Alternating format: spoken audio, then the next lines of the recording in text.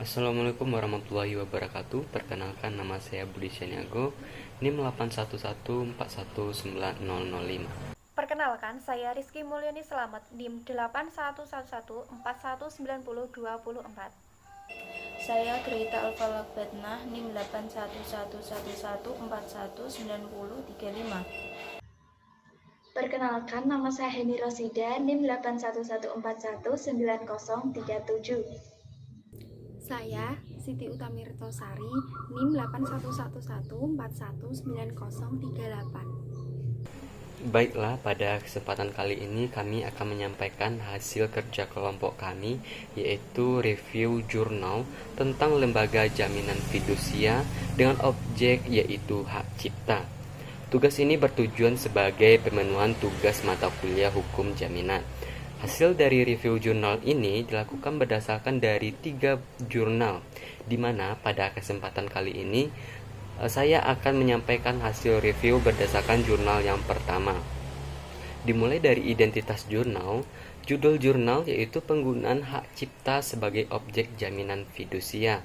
Ditulis oleh Lutfi Ulinuha, diterbitkan tahun 2017, volume 1, nomor 1, halaman 85 sampai 110. Pada bagi identitas jurnal ini sudah memenuhi stratifikasi atau syarat dalam penentuan sebuah judul jurnal yang sesuai dengan kaidah bahasa yang benar. Berdasarkan pendahuluan, dapat dilihat bahwa tujuan dibuatnya jurnal ini yaitu penulis berusaha menyampaikan kepada si pembaca tentang hak cipta yang dapat dijadikan objek jaminan fidusia dengan didasari landasan konstitusi. Kemudian, penulis dapat menyampaikan bahwa perlunya menghargai sebuah hasil pikiran manusia sebagai suatu karya yang memiliki hak ekonomi yang dapat dijaminkan. Metode yang digunakan dalam jurnal ini yaitu metode yuridis normatif, yang mana dengan menggunakan metode yang berkaitan dengan isu hukum sebagai sistem norma yang digunakan untuk memberikan justifikasi tentang suatu peristiwa hukum. Dengan metode ini, penulis menyampaikan gagasannya dengan didasari konsep hukum. Penggunaan hak cipta sebagai objek jaminan fidusia. Kekayaan intelektual merupakan hak yang diperoleh dari hasil intelektual seseorang yang dituangkan dalam bentuk fisik nyata. Oleh sebab itu perlu mendapat perlindungan. Salah satu kekayaan intelektual adalah hak cipta, yakni hak eksklusif pencipta yang timbul secara otomatis berdasarkan prinsip deklaratif setelah suatu ciptaan diwujudkan dalam bentuk nyata tanpa mengurangi pembatasan sesuai dengan ketentuan peraturan perundang-undangan. Prinsip hak cipta sebagai objek jaminan fidusia dalam Undang-Undang Nomor 28 Tahun 2014 tentang hak cipta tidak lepas dari teori hukum alam yang menghargai setiap hasil akal pikiran manusia. Selain itu juga dalam undang-undang tersebut mengenai reward teori, recovery teori, insentif teori, risk teori, dan teori kepentingan makro. Ketentuan mengenai hak cipta dapat dijadikan sebagai objek jaminan fidusia karena hak cipta mempunyai hak moral yang melekat pada pencipta dan hak ekonomi yang digunakan untuk kepentingan pencipta menggandakan dan memperbanyak hasil ciptaan.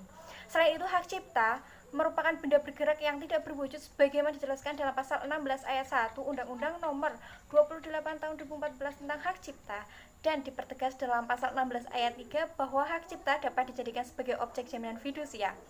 Hak cipta sebagai objek jaminan fidusia telah sesuai dengan Undang-Undang Nomor 42 Tahun 1999 tentang jaminan fidusia, di mana hak cipta dapat diberi jaminan dalam bentuk fidusia, tetapi bukan pada benda yang diberi hak cipta tersebut, melainkan nilai ekonomi yang melekat pada hak cipta. Proses terjadinya jaminan fidusia ada 2 tahap. Pertama, pembuatan jaminan fidusia yang dibuat dengan akta notaris dalam bahasa Indonesia dan merupakan akta jaminan fidusia.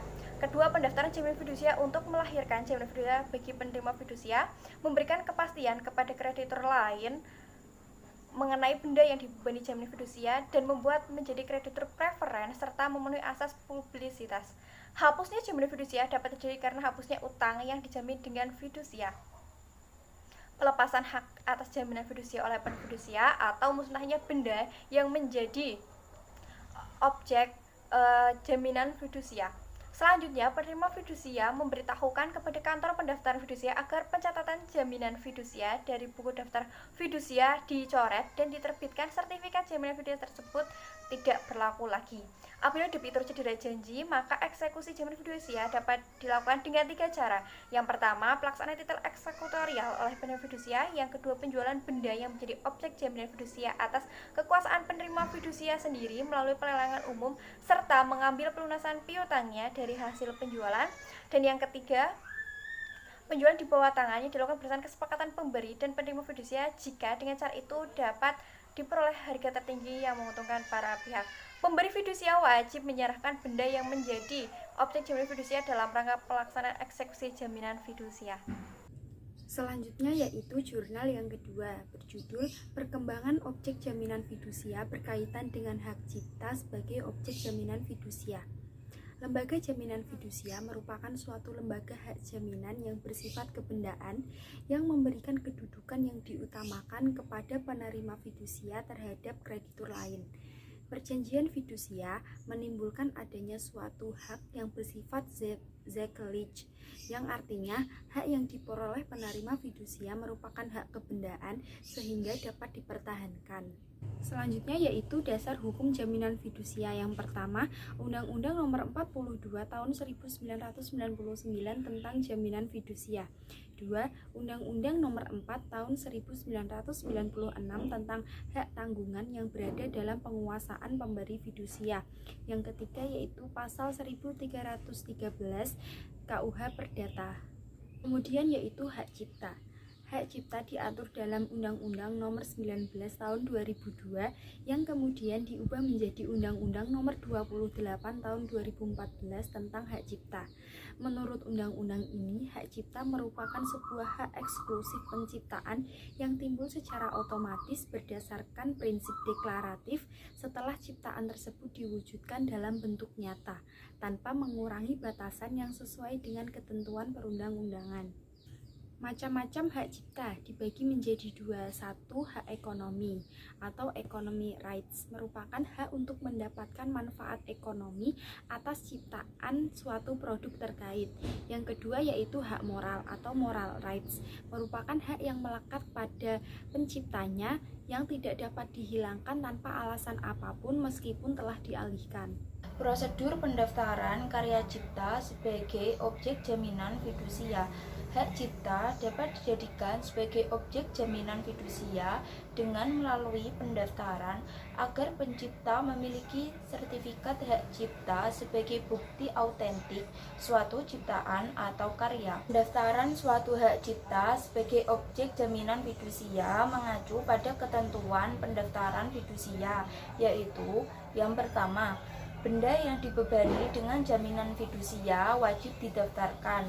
Kedua, dalam hal yang dibebani dengan jaminan fidusia berada di luar wilayah negara Republik Indonesia.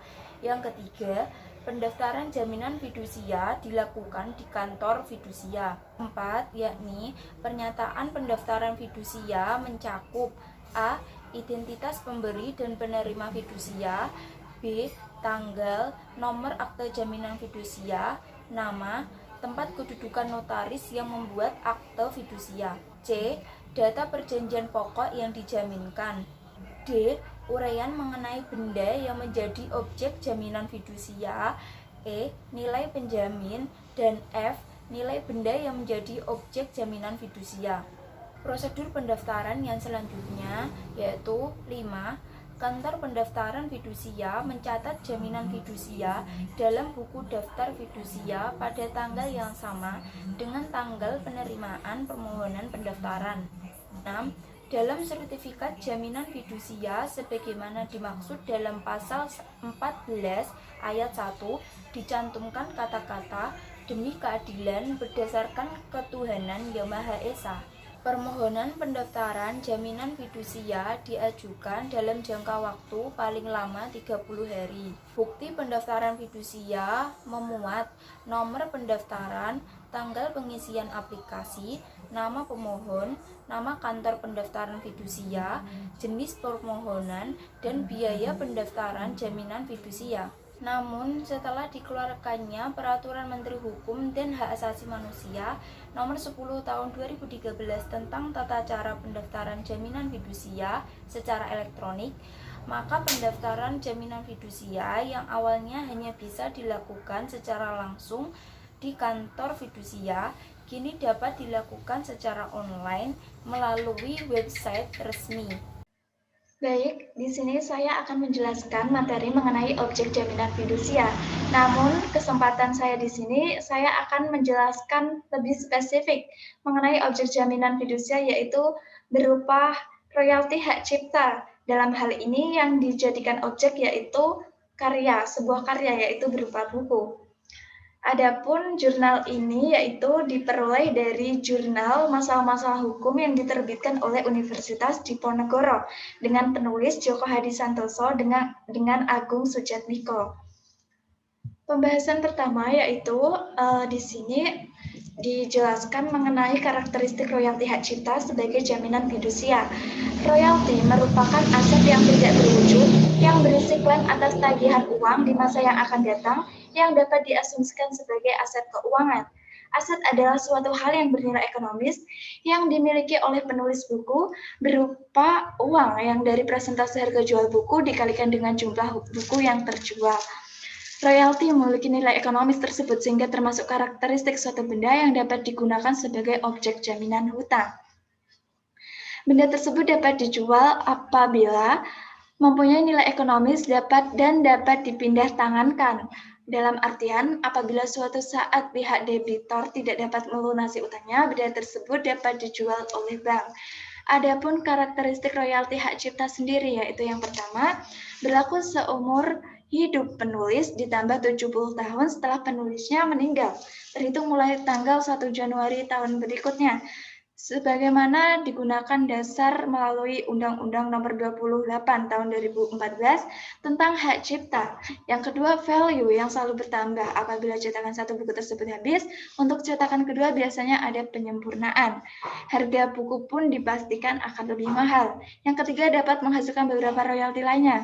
Misal apabila menarik, biasanya dalam hal ini novel, ada pihak yang ingin membuat sinetron atau film, tentunya ada perhitungan tersendiri tentang royalti yang dijadikan sebagai layar kaca. Yang keempat, pendapatan yang berkelanjutan atau ongoing benefits, yakni mempunyai pengertian apabila penjualan sedikit, royalti yang diterima sedikit pula, dan demikian sebaliknya. Yang kelima, sulit diprediksi, arus uang dari royalti tidak dapat diprediksi karena pada umumnya pembayaran royalti didasarkan pada penjualan produk yang bermuatan HKI. Kemudian eksekusi royalti hak cipta dalam jaminan fidusia. Berdasarkan ketentuan Undang-Undang Jaminan Fidusia, kreditur dapat melakukan upaya pelunasan eksekusi yaitu yang pertama dengan cara melakukan penjualan objek jaminan atas kekuasaannya sendiri atau yang kemudian disebut dengan parakter eksekusi. Yang kedua dengan menggunakan titel eksekutorial melalui ketua pengadilan negeri. Yang ketiga yaitu melakukan penjualan di bawah tangan berdasarkan kesepakatan para pihak untuk mendapatkan harga penjualan yang lebih tinggi. Demikian pemaparan materi dari saya. Wassalamualaikum warahmatullahi wabarakatuh.